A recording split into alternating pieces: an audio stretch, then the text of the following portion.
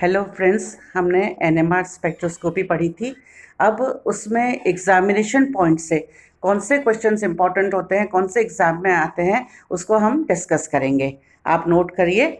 NMR spectroscopy unit में जो पूछे जाने वाले इंपॉर्टेंट क्वेश्चंस हैं, उसमें क्वेश्चन नंबर 1 है, एनएमआर स्पेक्ट्रोस्कोपी से आप क्या समझते हैं और इसका सिद्धांत का विवरण दीजिए, सिद्धांत समझाइए। ये अपन सिद्धांत एनएमआर का पूरा डिस्कस कर चुके हैं। क्वेश्चन नंबर 2 नोट करिए आप। निम्न पर टिप्पणी दीजिए। पहला, प्रोटॉन का संक्रमण, फ्लिपिंग ऑफ प्रोटॉन, नाभिकीय परिरक्षण एवं विपरिरक्षण। तीसरा, रासायनिक शिफ्ट या रासायनिक विस्थापन। फोर्थ, चक्रण चक्रण विपाटन। पांचवा, युग्मन स्थिरांक। और छठा है आपका रासायनिक शिफ्ट तुल्य प्रोटॉन।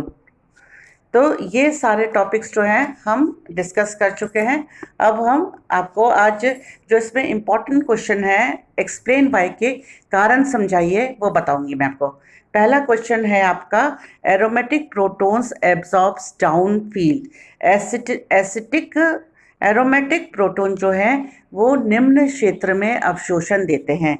इसका कारण है कि एरोमेटिक यौगिकों में पाई इलेक्ट्रॉन्स की वलय में इलेक्ट्रॉन्स के चक्कर लगाने से वलय धारा प्रभाव पड़ता है, रिंग करंट इफेक्ट होता है, जिससे उत्पन्न प्रेरित बल रेखाएं बेंजीन के प्रोटॉन का विपरिरक्षण कर देती है। विपरिरक्षण करने के कारण इसका अवशोषण जो है वो निम्न क्षेत्र में या डाउन फील्ड में होता है। सेकेंड क्वेश्चन है आपका, acetylenic proton absorbs upfield in comparison to ethylenic proton. Acetylenic proton ethylenic proton की तुलना में उच्च क्षेत्र में अवशोषण देते हैं। इसका कारण है कि पाई इलेक्ट्रॉन्स के चक्कर लगाने से जो चुंबकीय क्षेत्र उत्पन्न होता है, उसके कारण एसिटिलिक प्रोटॉन एथीन प्रोटॉन की तुलना में उच्च क्षेत्र में अवशोषण देते हैं। सी आप इसका लीजिए। तीसरा आपका बताएंगे, इसमें एक्सप्लेन बाय में क्वेश्चन आ सकता है, TMS is used as a reference substance for chemical shift. रासायनिक विस्थापन ज्ञात करने के लिए टीएमएस को मानक पदार्थ के रूप में लेते हैं। इसकी अपन ने पहले भी चर्चा की थी, मैं दोबारा बताती हूँ कि जब हम रासायनिक विस्थापन ज्ञात करते हैं तो उसमें सबसे अधिक काम आने वाला यौगिक है वो है आपका टेट्रामिथिल सीलेन, टीएमएस जिसे हम कहते हैं। इसके कई गुण हैं जिसकी वजह से हम इसको मानक विलायक के रूप में इस्तेमाल करते हैं। पहला, इनमें सभी प्रोटॉन समान हैं। सिलिका की कम विद्युत ऋणता के कारण इसके प्रोटॉन्स का उच्चतम परिरक्षण होता है। तीसरा, इसका अवशोषण निम्नतम पैमाना चुंबकीय क्षेत्र 0 ppm पर प्राप्त होता है। चौथा, ये मुख्य पॉइंट्स हैं जिसके कारण कि हम टीएमएस को विलायक के रूप में चुनते हैं। फोर्थ क्वेश्चन आपका जो है, इसी में एक्सप्लेन वाई में पूछा जा सकता है कि aldehydic protons shows resonance at delta 9.5 to 10।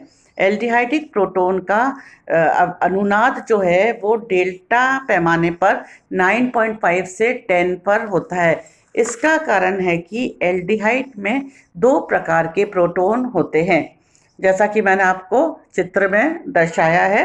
Aldehyde समूह का प्रोटॉन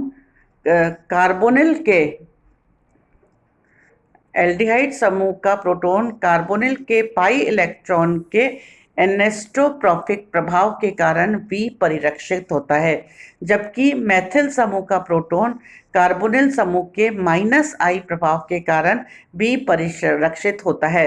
इस प्रकार एल्डिहाइडिक प्रोटॉन जो है वो ज़्यादा डी शील्ड होने के कारण या विपरिरक्षित होने के कारण डेल्टा पैमाने पर 9.68 पर अवशोषण देता है। तो ये हमारा क्वेश्चन था। हमने तीसरा क्वेश्चन किया था। अब चौथा क्वेश्चन आप इसमें लिखिए कि बेंजीन के प्रोटॉन का केमिकल शिफ्ट बेंजीन के एक प्रोटॉन का रासायनिक विस्थापन जो है वो डेल्टा पैमाने पर 7.27 है। अब इसका टाउ पैमाने पर मान क्या होगा?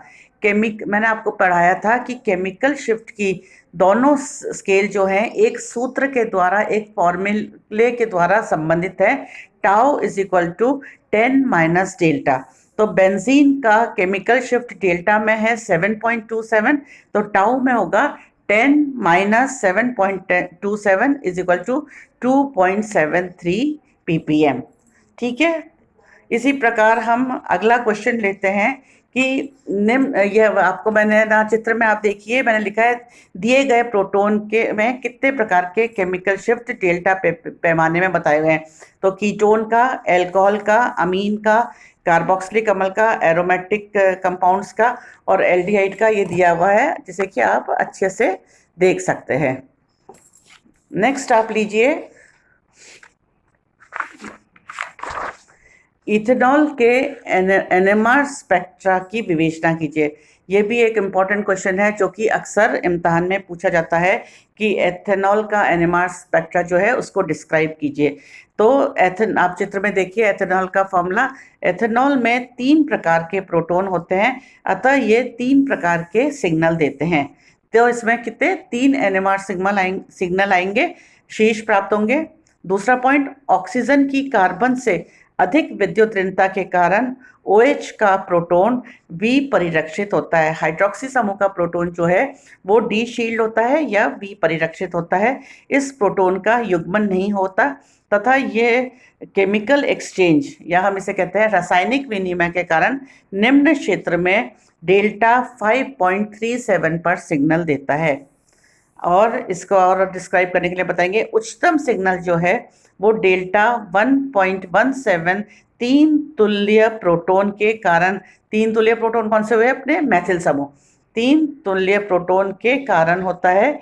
यह बराबर वाले मैथिलीन समूह के 2 प्रोटॉन के कारण 1:2:1 में विभाजित हो जाता है और इस प्रकार त्रिक्लिक या ट्रिपलेट देता है। नेक्स्ट पॉइंट, डेल्टा 3.62 पर सिग्नल मैथिलीन प्रोटॉन के कारण होता है।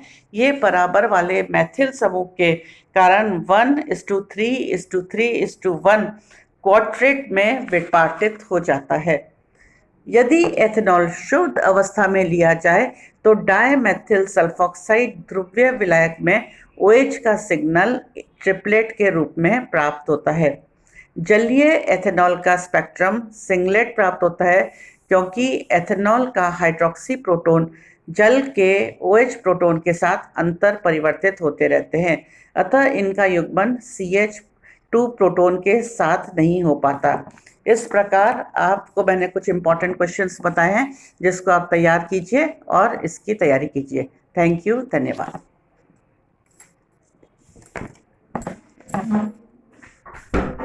सारा बंद कर दे।